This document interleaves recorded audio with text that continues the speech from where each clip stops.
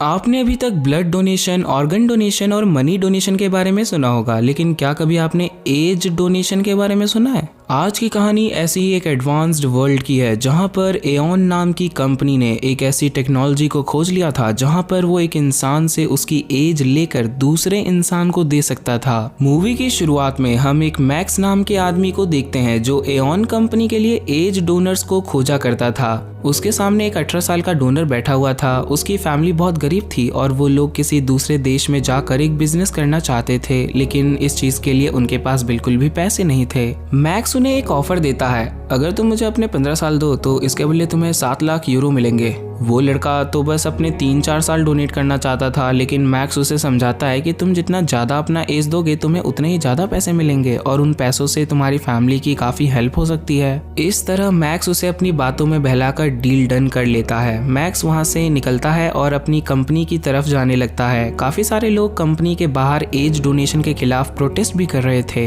Max अंदर जाता है और वहाँ पर हम इस कंपनी के CEO को देख पाते हैं जिसका नाम सोफी थायसन है। फिर वहाँ पर मैक्स को एम्प्लॉय ऑफ द ईयर के तौर पर चुना जाता है क्योंकि मैक्स ने अब तक सबसे ज़्यादा डोनर लाकर इस कंपनी को दिया था। उसके बाद सोफी एक स्पीच देती है, हम किसी भी इंसान को अमर नहीं कर सकते, उनका मरना तो तय है लेकिन हम उनकी मौत को थोड़े वक्त के लिए टाल सकते हैं, उन्हें अपनी उम्र देकर। इसके बाद वो अल्बर्ट आइंस्टाइन जैसे कुछ महान हस्तियों का नाम लेती है और कहती है कि इन लोगों ने हमारी सोसाइटी के लिए बहुत कुछ किया था लेकिन बहुत जल्द उनकी मौत हो चुकी थी। अगर उन्हें थोड़ी और उम्र मिल जाती तो ये सिविलाइजेशन और भी एडवांस हो सकती थी। उसके बाद सोफी अपने कुछ साइंटिस्ट के बारे में बताती है जिन्हें एंटी एजिंग प्रोसेस के लिए चुना गया था। वो लोग 15 साइंटिस्ट की एक पूरी टीम थे जो सोसाइटी के लिए आगे बहुत कुछ कर सकती हैं। फिर हम उन्हीं 15 साइंटिस्ट को देखते हैं। वहाँ पर एक आदमी उन सभी साइंटिस्ट को मार देता है। वो आदमी एक ऐसे ग्रुप का मेंबर था जो इस एज डोनेशन के खिलाफ थे। सबको मारने के बाद वो अपने ग्रुप का सिंबल वहाँ पर छोड़ देता है। इसके ग्रुप का नाम था एडम्स ग्रुप। फिर हम एलिना नाम की एक लड़की को देखते हैं। ये मैक्स की वाइफ होती है। मैक्स और एलिना ने हाल फिलहाल में ही मिलकर एक अपार्टमेंट को खरीदा था। अपार्टमेंट की कीमत काफी ज्यादा थी, इसीलिए इन्होंने अपार्टमेंट लोन करा रखा था। दोनों को पूरा यकीन था कि ये लोग बहुत जल्द लोन अमाउंट को क्लियर कर देंगे।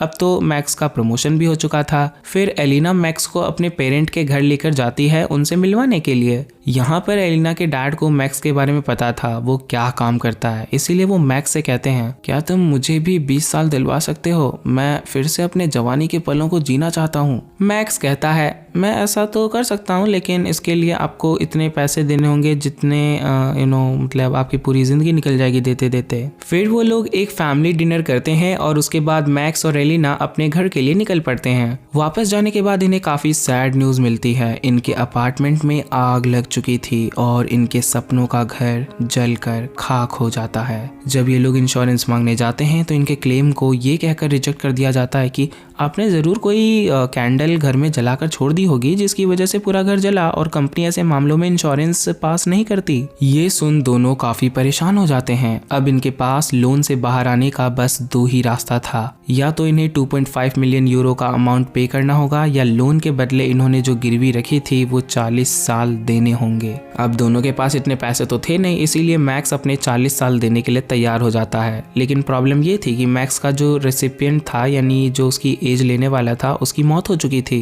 और मैक्स किसी दूसरे इंसान को अपनी एज नहीं दे सकता था क्योंकि ये प्रोसेस काम ही कुछ इस तरह से करता था, जब 2 इंसान का बॉडी स्ट्रक्चर और DNA मैच होगा तभी वो एक दूसरे का एज लेन देन कर सकते थे। मैक्स की एज तो ये लोग लेने से रहे, तो अब एलिना को अपनी एज इन्हें देनी होगी और इनके पास ज्यादा वक्त भी नहीं था। अब मैक्स तो एओन कंपनी में काम करता था, इसीलिए वो सोफी से इस मामले में कुछ हेल्प मांगने का सोचता है। अगले दिन वो सोफी से मिलता है। उसकी बातों को सुन सोफी कहती है, तुम अपनी फाइल मुझे दे दो, मैं इस बारे में कुछ सोचती हूँ। लेकिन सोफी सिर्फ उसे दिलासा देती है। फिर हम कंपनी के एक बोर्ड मीटिंग को देखते हैं जहाँ पर सोफी को छोड़कर सारे मेंबर्स काफी ज्यादा जवान थे, मतलब उन सब ने अपनी एंटी एजिंग करवा रखी थी। लेकिन सोफी को अब तक कोई डोनर मिला ही नहीं था, जिस वजह से वो रिसर्च एंड डेवलपमेंट पर काफी सारे पैसे खर्च करती थी ताकि वो एक ऐसी टेक्नोलॉजी को खोज सके जिसमें किसी भी इंसान की एज किसी को भी दिया जा सके और बाकी के जो मेंबर्स हैं वो उसे और फालतू के रिसर्च पर और ज्यादा पैसा खर्च करने से मना कर देते हैं क्योंकि एंटी एजिंग काफी अच्छे से वर्क कर रही थी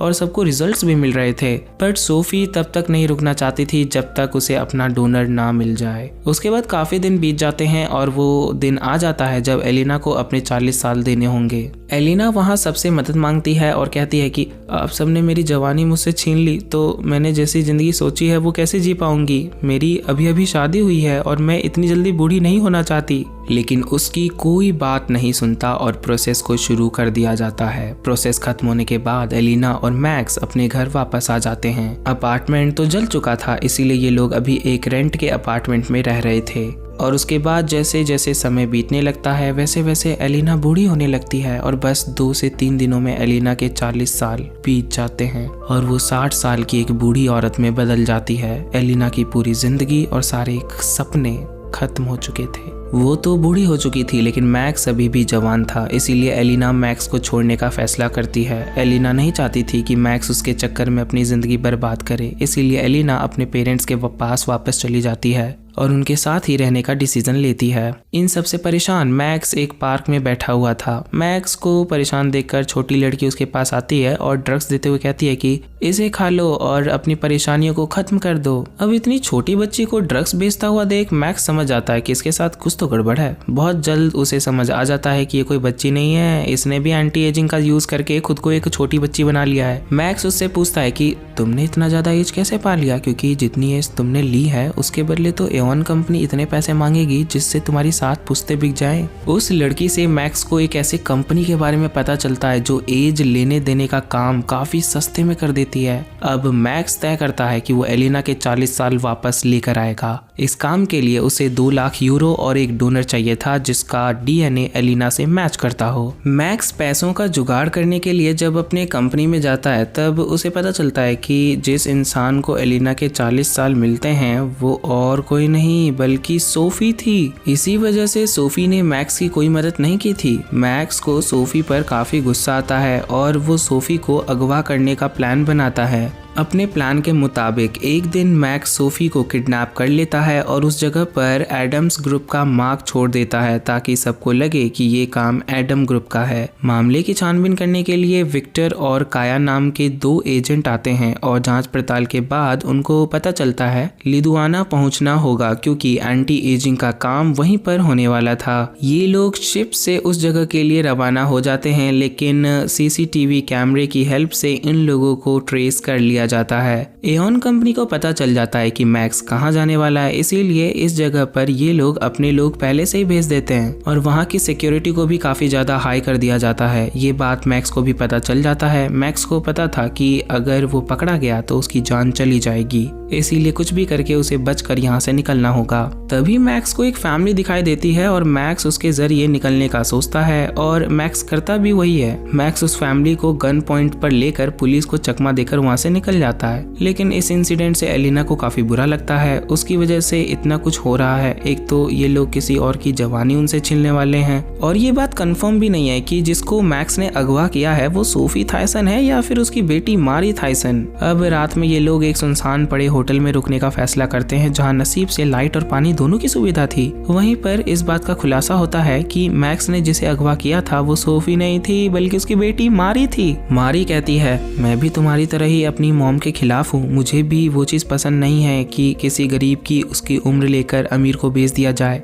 मैक्स कहता है मुझे इस बात से फर्क नहीं पड़ता कि तुम कौन हो। अगर तुम सोफी की बेटी हुई भी तो तुम्हारा डीएनए और तुम्हारी मॉम का डीएनए सेम होगा, इसीलिए अब मैं तुम्हारा ही उम्र लूंगा। मैक्स को अभी भी ये लग रहा था कि उसने सोफी को ही किडनैप किया है और वो बस बचने के लिए बहाने बना रही है, इसीलिए मैक्स उसकी एक बात नहीं सुनता। फिर मारी नहाने की डिमांड करती है और एलिना उसे अपने साथ लेकर जाती है। नहाने के दौरान एलिना देखती है कि मारी के बॉडी पर एक भी कट्स नहीं थे जो एलिना के बॉडी पर थे। मतलब कि मारी सच बोल रही थी। अगर वो सोफी होती तो उसके बॉडी पर भी कुछ कट्स होते जो कि एंटी एजिंग प्रोसेस के दौरान उसके शरीर पर आए होते।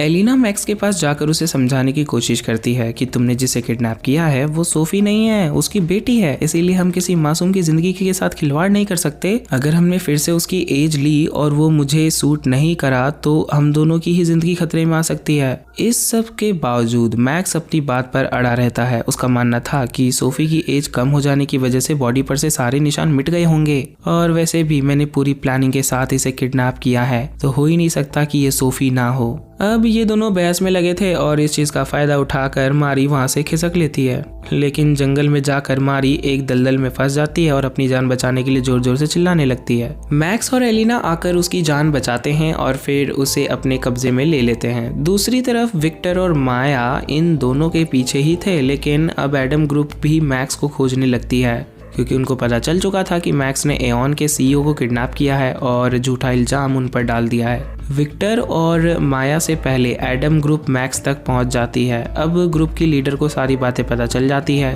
कि मैक्स ने सोफी को किडनैप किया है। मारी उन लोगों से भी कह रही थी कि मैं सोफी नहीं हूँ बल्कि उसकी बेटी हूँ, मैं तो आप लोगों की तरह अपनी मॉम के खिलाफ हूँ, इसीलिए मुझे छोड़ दो। लेकिन इन सभी बातों से ग्रुप के लीडर का दिमाग सटक जाता है और वो एलिना को गन देकर कहती है कि अब सोफी हो या उसकी बेटी, इसकी वजह से ही तुम्हारी जवानी के 40 साल गए हैं, इसीलिए इसे मारकर अपना बदला ले लो। एलिना भी मारी पर गन तान देती है लेकिन शूट नहीं कर पाती।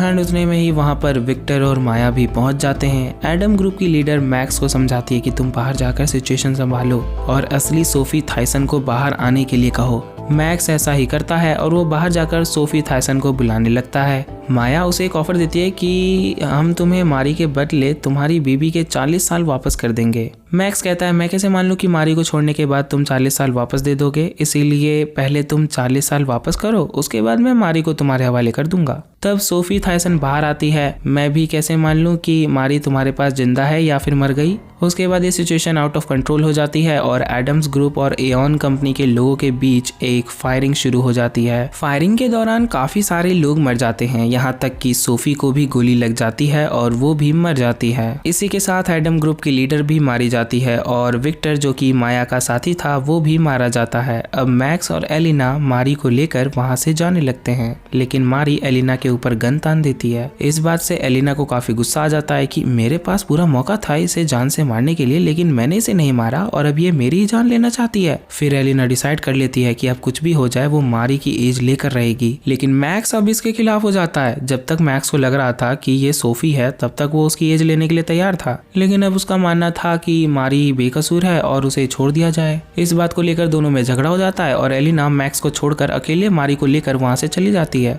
एलिना उस जगह पहुंच जाती है जहां पर एंटी एजिंग प्रोसेस होने वाला था। डॉक्टर पहले से ही एलिना का इंतजार कर रहा था। एलिना के पहुंचते ही प्रोसेस शुरू हो जाता है और एलिना को उसके 40 साल वापस मिल जाते हैं। फिर आगे हमें पता चलता है कि सोफी थायसन अभी भी जिंदा है। उसने बुलेट प्रूफ जैकेट पहन कर रखी थी जिस वजह से उसकी जान बच गई थी। उसके बाद हमें कुछ दिन बाद का सीन दिखाया जाता है जहां पर मारी बूढ़ी हो चुकी थी। वो अपनी मॉम से कहती है क्या हम आपस में थोड़े से एज को एक्सचेंज कर सकते हैं। सोफी कहती है तुम चिंता मत करो, हम जल्द ही तुम्हें ठीक करने का कोई तरीका ढूंढ निकालेंगे। लेकिन वो अपनी एज उसे देने के लिए तैयार नहीं होती। फिर लास्ट में हम एलिना और मैक्स को देखते हैं। एलिना ने किसी और के साथ शादी कर लिया था और शांति से अपनी जिंदगी जी रही थी। इसके उलट मैक्स ने एडम ग्रुप को ज्वाइन कर लिया था और एंटी एजिंग के खिलाफ लड़ने लगता है। और बस इसी के साथ यह मूवी यहीं पर खत्म हो जाती है।